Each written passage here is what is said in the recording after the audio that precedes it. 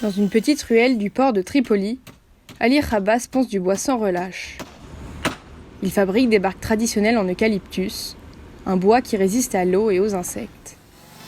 Ali le récupère dans différents villages libanais et le découpe lui-même, manuellement.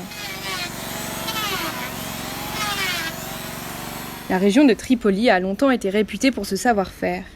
Elle comptait à une époque 8 artisans comme Ali, ce qui permettait aux pêcheurs locaux d'acheter des embarcations à bas prix.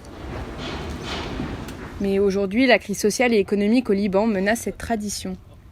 Les fabricants doivent faire face à l'augmentation des prix, mais aussi à une pénurie de bois, de plus en plus utilisé pour se chauffer, car le mazout est devenu cher.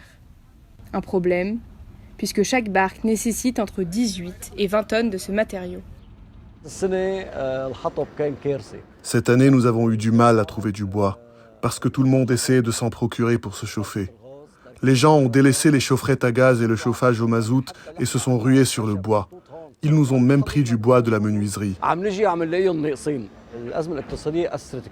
Cette industrie a été affectée par la crise économique puisque tout a renchéri. Nous n'arrivons pas à boucler le mois.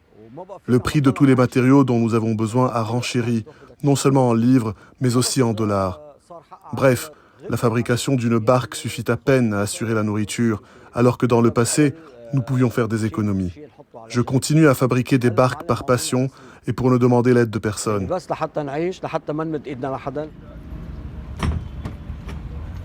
Avec la crise, l'immigration illégale s'est beaucoup développée. Le fabricant a vu le profil de ses clients changer.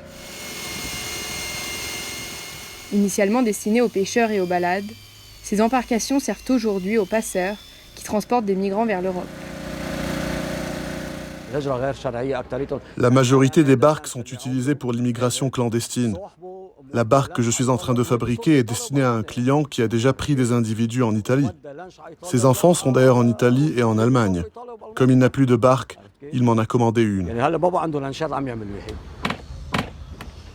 Face à la mer, Ali Khabbas continue de façonner la carcasse d'une future barque, la dernière qu'il prévoit de fabriquer, faute de moyens.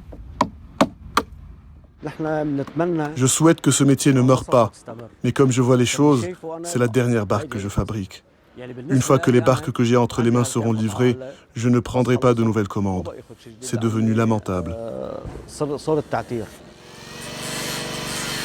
En attendant des jours meilleurs, il continuera à entretenir les embarcations existantes.